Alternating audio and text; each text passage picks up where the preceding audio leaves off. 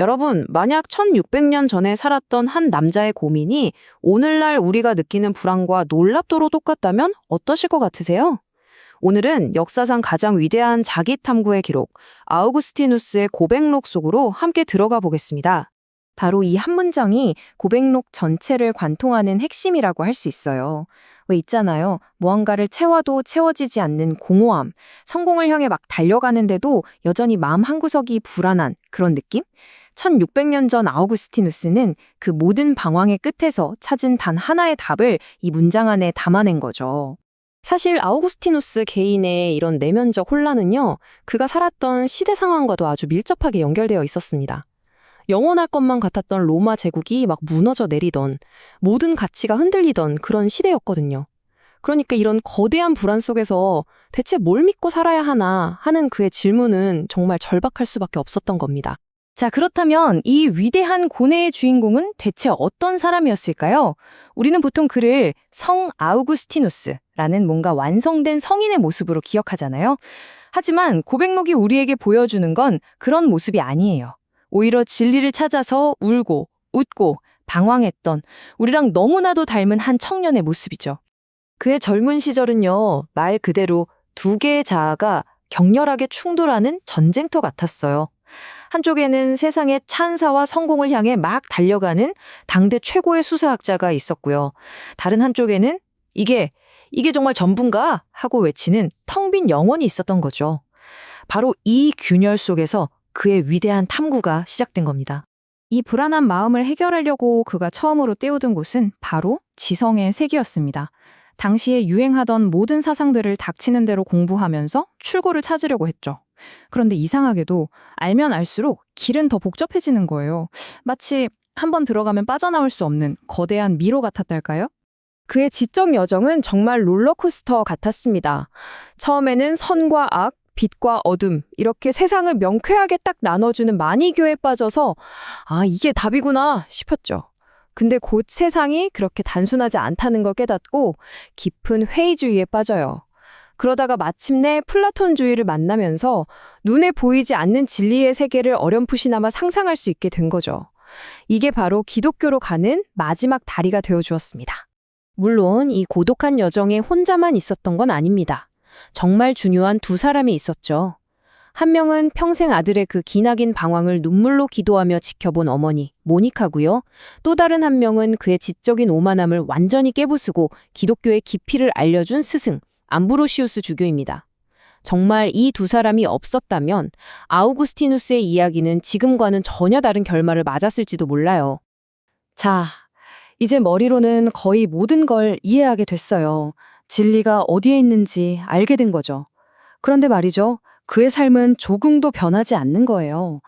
아는 것과 사는 것 사이의 이 끔찍한 괴리감 때문에 정말 미칠 지경에 이르렀을 때, 바로 그때 밀라노의 한 평범한 정원에서 그의 모든 것을 뒤바꿔 버릴 운명적인 순간이 찾아옵니다. 아마 이 그림이 당시 그의 영혼 상태를 가장 잘 보여주는 게 아닐까 싶어요. 저 멀리 진리의 빛이 보이는데 과거의 낡은 습관이라는 쇠사슬에 꽁꽁 묶여서 한 발짝도 앞으로 나아가지 못하는 거죠. 그는 바로 이 정원에서 자신의 의지가 얼마나 무력하고 또 얼마나 분열되어 있는지를 정말 뼈저리게 마주하게 됩니다. 드디어 자기 자신과 정면으로 마주한 거예요. 그동안 똑똑한 척했던 교만, 끊임없이 올라오는 욕망, 그 모든 자신의 추악한 모습을 더 이상 외면할 수 없게 된 거죠. 나는 나 자신을 알지 못했다. 이 한마디는요, 그가 입고 있던 모든 자기 기만의 갑옷을 벗어던진 정말 처절한 자기 인식의 순간이었습니다. 그렇게 완전한 절망의 바닥에 주저앉아 있는데 어디선가 아이들이 노래하는 것 같은 목소리가 들려오는 거예요. 톨레렐 개, 집어들고 읽어라. 그는 정말 뭐에 홀린 듯이 옆에 놓여있던 성경을 집어서 펼쳤습니다. 그리고 그가 처음으로 본 바로 그 구절이 그의 남은 인생을 완전히 바꿔놓게 되죠. 이 정원에서의 경험은요, 그냥 종교를 바꾼 정도의 사건이 아니었어요. 이건 뭐랄까, 세상을 보는 눈, 인간을 이해하는 방식, 심지어 시간이라는 개념까지 그의 세계 전체가 뿌리부터 완전히 뒤흔들리는 그런 거대한 전환점이었던 거죠. 그가 얻게 된 핵심적인 통찰 중 하나가 바로 원죄라는 개념인데요. 이게 뭐냐면 죄를 단순히 이런저런 나쁜 행동의 목록으로 본 게 아니에요. 그게 아니라 인간이라는 존재 자체가 신이 아닌 자기 자신을 향해서 근본적으로 기울어져 있는 상태라고 본 거죠. 우리가 중력을 거스를 수 없는 것처럼요. 자, 그럼 이 기울어진 상태에서 어떻게 벗어날 수 있을까요? 여기서 아주 중요한 역설이 등장합니다. 뭐냐면 인간은 스스로를 구원할 의지도 능력도 없다는 거예요. 마치 늪에 빠진 사람이 자기 머리카락을 잡아당겨서 나올 수 없는 것처럼요. 구원은 오직 밖에서 던져주는 동아줄, 즉 신의 일방적인 선물인 은총을 통해서만 가능하다.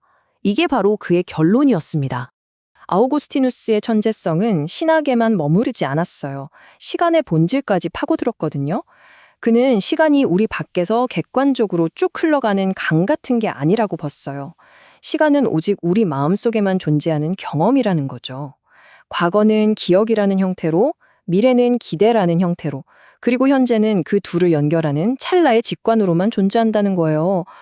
와, 이거 정말 현대 물리학이나 심리학의 통찰을 1600년이나 앞서간 정말 놀라운 생각 아닌가요? 아니, 근데 1600년 전에 어떤 한 사람이 자기 내면을 들여다본 이야기가 어떻게 오늘날까지 서구 문명 전체를 뒤흔드는 거대한 유산이 될 수 있었을까요? 자, 지금부터 그 영향력의 지도를 한번 펼쳐보겠습니다. 1600년. 여러분, 1600년이라는 시간은요, 거대한 제국도 무너뜨리고 수많은 사상들을 그저 낡은 유물로 만들어 버리기에 충분하고도 남는 시간입니다. 하지만 아우구스티누스의 생각은 이 엄청난 시간을 견뎌냈을 뿐만 아니라 아예 서구 문명의 DNA 깊숙한 곳에 새겨지게 됐죠. 신학은 물론이고 철학, 심리학, 문학까지. 정말 그의 생각은 서구 지성사를 이루는 거의 모든 강줄기에 영향을 미쳤다고 해도 과언이 아니에요. 특히 그가 던졌던 가장 중요한 질문, 신앙과 이성은 과연 어떻게 만날 수 있는가? 이 질문에 대한 답을 찾아가는 과정에서 서구 문명 전체의 방향이 바뀌게 된 겁니다. 특히나 그의 은총론은요, 무려 1100년이라는 시간을 훌쩍 뛰어넘어서 종교개혁의 불씨가 됩니다.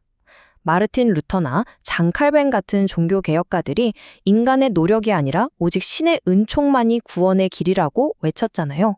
그때 그들의 손에 들려있던 가장 강력한 무기가 바로 아우구스티누스의 사상이었어요. 어떻게 보면 종교개혁은 뭔가 새로운 걸 만들어낸 운동이라기보다는 오랫동안 잊혔던 아우구스티누스를 다시 발견한 운동에 가까웠던 거죠.